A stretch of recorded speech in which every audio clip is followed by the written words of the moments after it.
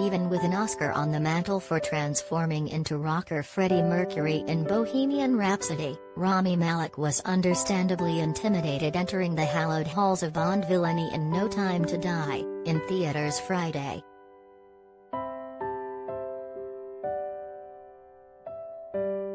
Some of the greatest villains in cinematic history have achieved cultural immortality facing off against James Bond across 25 films.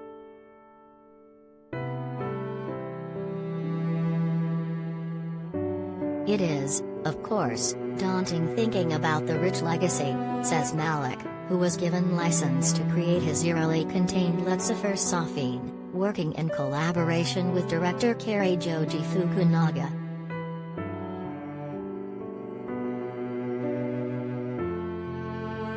One thing we both wanted was to avoid creating a cackling megalomaniac, says Malek, 40. I kept saying to myself, let's make him meticulous, fastidious and precise in his kills and his methodology.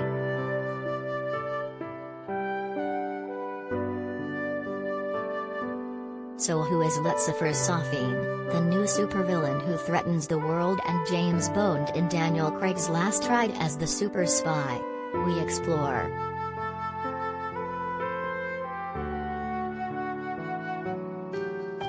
Daniel Craig on why he almost quit Bond before No Time to Die.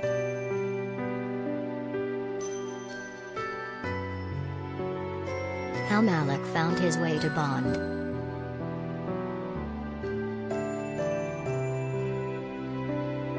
Malek earned notice as the haunted, disturbed World War II soldier Mariel Snafu Shelton in HBO's 2010 miniseries The Pacific. 2 years later, the actor met Bond producer Barbara Broccoli on the set of his 2013 drama short Term 12.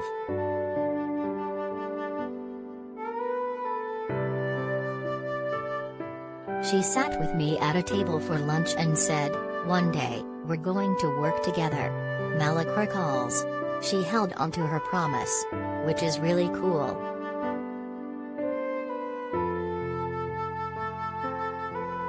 Portraying Mercury to global acclaim sped up those conversations, and helped ease the trepidation. Playing Freddie Mercury gave me all the confidence in the world to step into this role and remove that sense of fear or doubt, says Malek.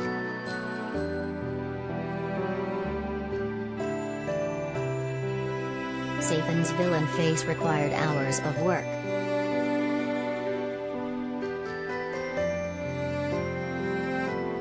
Safin is a new villain in the Bond canon. He was written to intertwine with Bond's returning Spectre love interest, Léa Seydoux Madeline, the daughter of assassin Mr. White, played by Jesper Christensen in previous films.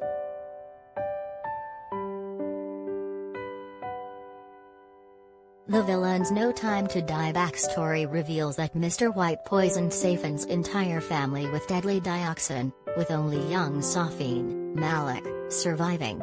The dioxin poisoning disfigured Safin's face. Think of the real-life 2004 dioxin poisoning of Ukrainian President Viktor Yushchenko, and affects Safin's slow, deliberate movements.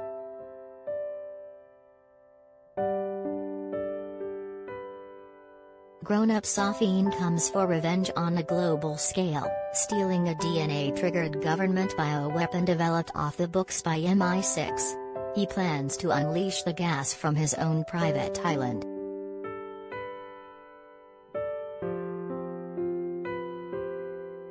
The full facial scarring required 2.5 hours a day in the makeup chair for Malek, which helped him tap into his deliberate villain.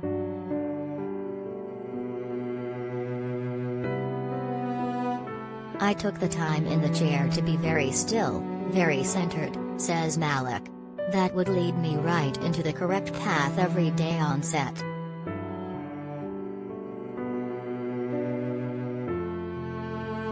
The mask is more than just cover-up.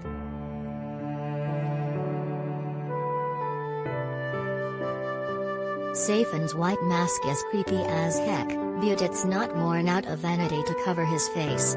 Safin wants to protect the idea that Hess dead even when vengefully hunting down Mr. White at his home amid security cameras. like a phantom coming out of nowhere to extract revenge in the film's early flashback scenes, says Fukunaga. It's here where Safin has a pivotal meeting with young Madeline.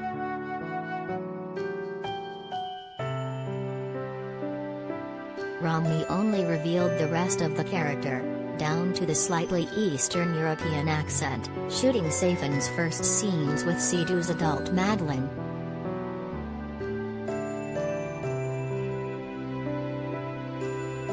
Malek watched documentaries about empathy-lacking despotic dictators, but never turned too inward for inspiration.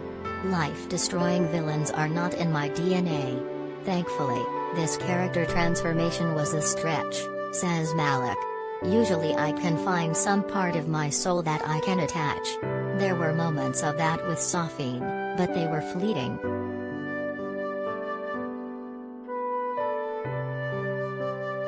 This Bond-villain interaction is deadly serious.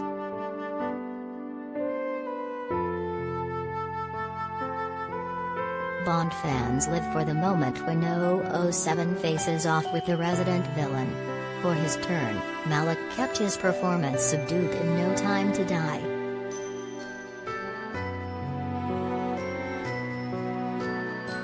When you raise your voice, it's probably because you're panicking, he says. I found it very compelling to think about someone who draws you into them because they have power, they have the control.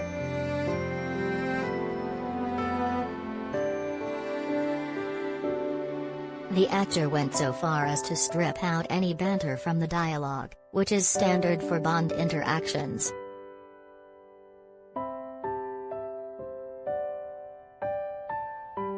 I thought that we didn't need quips and one-liners, and Daniel was in the same headspace, says Malek.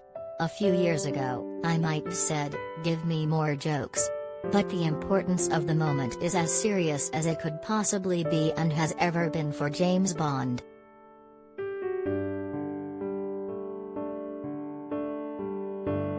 During their meeting, Malek's Safin kept his disturbed chill even opposing the world's greatest movie spy.